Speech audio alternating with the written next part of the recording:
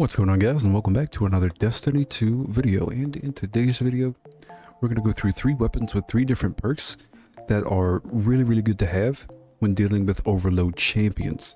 I wanted to make this video for the new players who are just getting into Grandmaster and endgame level content. So if you're a PvE lord who knows everything about the game and knows how to take down overload champions with ease, then this video is not for you. With that being said, be sure to like and subscribe and ring that bell for more Destiny 2 content. So with all that out of the way, let's jump straight in. The first perk I want to talk about is Vorpal Weapon. Now on the 7th Seraph Officer Revolver, I have 4 times Charm and Vorpal Weapon. Vorpal Weapon increased damage against bosses.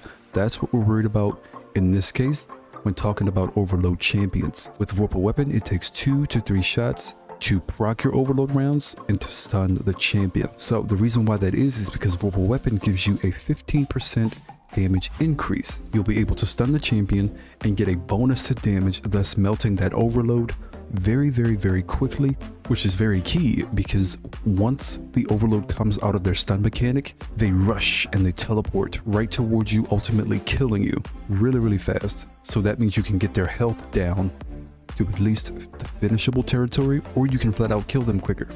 So coming up next, we have Explosive Payload. Now with Explosive Payload, projectiles create an area of effect detonation on impact. That AoE effect, that detonation, counts as an extra shot. So that means you're going to get to your overload rounds a lot quicker than Vorpal Weapon.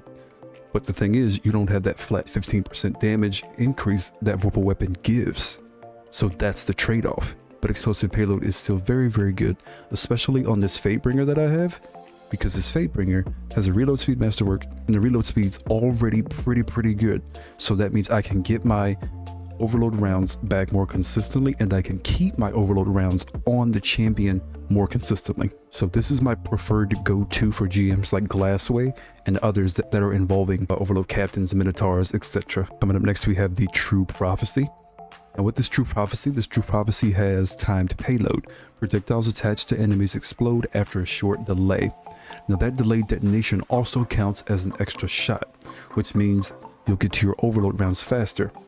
So let's say you had drop mag or a reload perk that'll make you reload faster.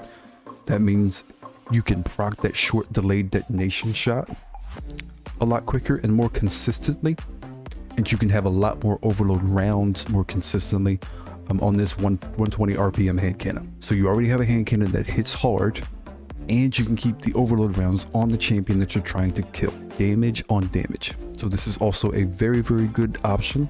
Now Explosive Payload and Time Payload are both faster than Vorpal Weapon, but you got to take into account that Vorpal Weapon has that base 15% damage increase to bosses, and Vorpal Weapon does work on champions.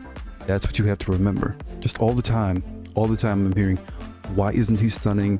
Or why isn't it stunning when I want it to? Like, why isn't this champion going down? Why is this champion still rushing me after I've quote unquote stunned it with my overload rounds? The thing is with overload champions, if you don't melt them in the period in which they're stunned to at least the point of them being finishable, they're going to charge you and regen their health pretty quickly.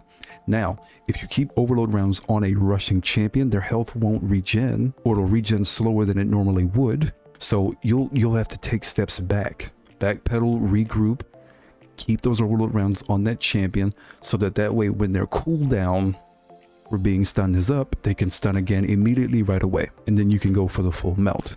But at the very least, make sure your fire team keeps overload rounds on the champion so the champion won't regen their health at the normal rate at which they regen. It's very important. So I hope this video helps you guys, and hope it was informative to all you new players out there who are trying to get into high level content. And I try to make these videos to help you guys out with the little things that you may not really think about while you're playing Destiny. I know there are a lot of people really getting into Grandmasters now, especially with last season and this season. Hope this video helps you guys out. And with that being said, I hope you guys have a good one, and I will see you in the next one. Stay safe.